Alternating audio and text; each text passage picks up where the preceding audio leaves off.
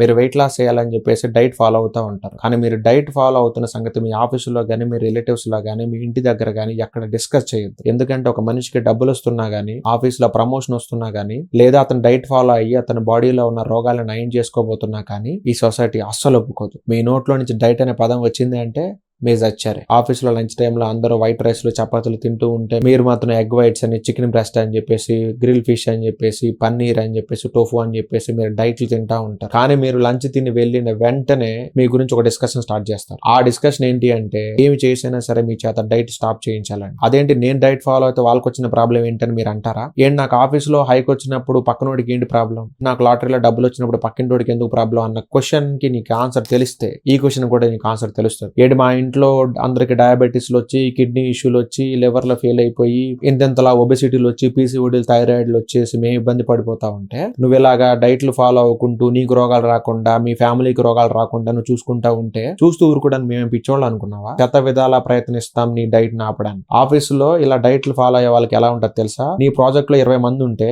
19 versus 1 అంటే నీ project లో ఉన్న 20 మందిలో 19 మెంబర్స్ అంతా ఒకవైపు ఉంటారు, నిన్ను ఒక్కడిని ఒకవైపే పెడతారు. నీ కోడింగ్ లో చిన్న ఎర్రర్ వచ్చినా, నీ హెయిర్ స్టైల్ చిన్న ప్రాబ్లం వచ్చినా, నువ్వు సిక్ లీవ్ తీసుకున్నా, ఏంటి ఇవన్నీ అందరూ ఆఫీసులో చేసేవే కదా, మరి నేను చేస్తేనే ఎందుకు ఇలా స్పెసిఫిక్ గా నా మీద పగబడుతున్నారు అంటే వాళ్ళందరూ డైట్లు చేయలేదు, అందుకే వాళ్ళు ఏం చేసినా గానీ పక్కన వాళ్ళు యాక్సెప్ట్ చేస్తారు. నువ్వు డైట్ చేస్తున్నావు అంటే వాళ్ళ దృష్టిలో నువ్వేదో సాధించబోతున్నావు అని చెప్పేసి, సో ఇలా సాధించే వాళ్ళని చిన్న ఛాన్స్ దొరికినా కానీ మేము అనగదొక్కేస్తాం.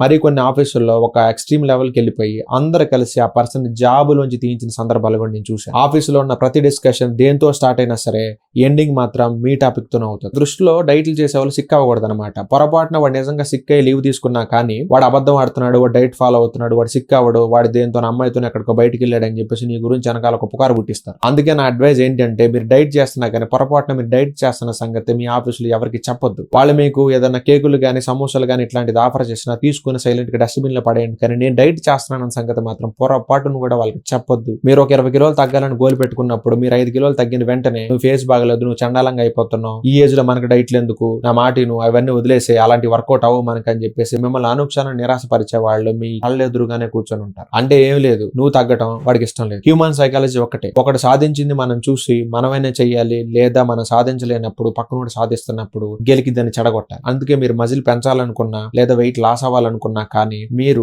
ఒక 6 మంత్స్ పాటు హుడీస్ వేసుకొని తిరగండి. మీ బాడీ లోపల ఎలా ఉందో ఎవరికి అర్థం కాకూడదు. 6 మంత్స్ తర్వాత మీ ట్రాన్స్ఫర్మేషన్ మొత్తం కంప్లీట్ అయిన తర్వాత అప్పుడు మాత్రం మీరు హుడీలు తీసేసి మీ టీ షర్ట్లు కానీ, నార్మల్ షర్ట్లు కానీ వేసుకొని తిరగండి. ఎందుకంటే ఆల్రెడీ ట్రాన్స్ఫర్మేషన్ అయిపోయింది కాబట్టి మీ ఆఫీసులో కొలీగ్స్ కానీ, మీ రిలేటివ్స్ కానీ మిమ్మల్ని ఇంకేం పేయట్లేదు.